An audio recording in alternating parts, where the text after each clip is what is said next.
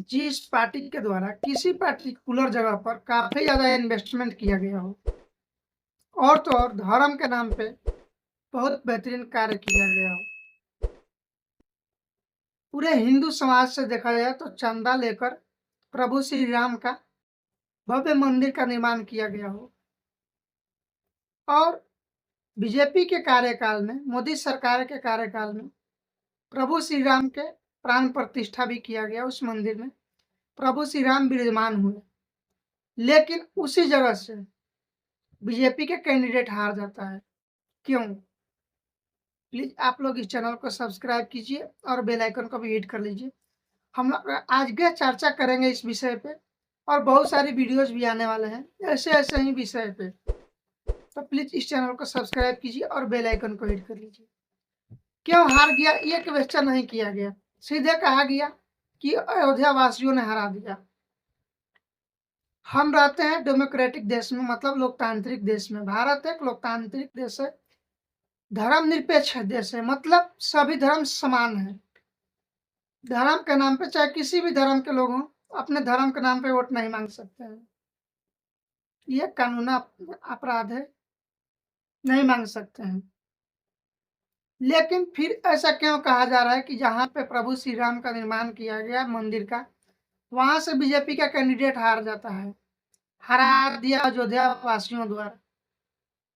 अब इस हार का खमियाजा पूरे अयोध्या वासियों को भुगतना पड़ रहा है। वहां के इकोनॉमी अब चौपट होने पे आ पड़ी है।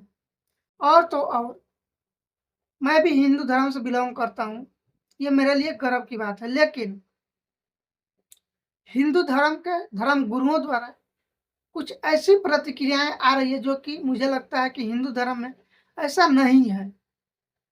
मुझे जहां तक अपने धर्म का ज्ञान है, नहीं है ऐसा। नहीं बोलना चाहिए एक संत को, लेकिन बोला गया, जिनका नाम है रामभद्राचार्य जी। मैं भी उनका बहुत मान सम्मान इज्जत करता हूँ, लेकिन उनसे एक इंटरव्यू में पूछा गया इस विषय पे, तो उन्होंने साफ कहा कि जिन्होंने वहां से बीजेपी कैंडिडेट को हराया या बीजेपी कैंडिडेट का वोट नहीं दिया, वो मंथरा का वंशज है। ये तो कहीं से सही नहीं है। हम लोग तांत्रिक देश में हैं, हम अपने मन का नेता चुन सकते हैं। ये हमारा संविधान हमें अधिकार देता है। अधिकार यह भी देता है कि अगर आपको पसंद नहीं है, तो आपको पता ही होगा कि ईवीएम में एक नोटा रहता है जिसे आप दबा सकते हैं। अगर कोई आपका कैंडिडेट पसंदीदा नहीं है, आप किसी भी कैंडिडेट को पसंद नहीं करते हैं, तो आप नोटा दबा दीजिए, वो चलेगा। लेकिन ये कहाँ से बढ़िया बात है।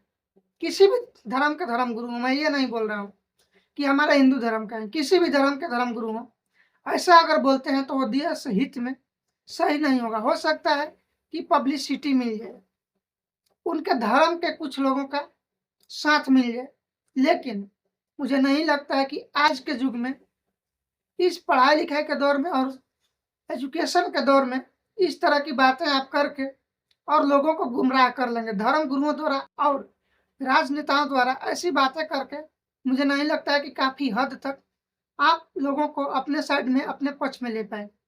ये रिजल्ट भी शो कर रहा है 2024 के चुनाव का।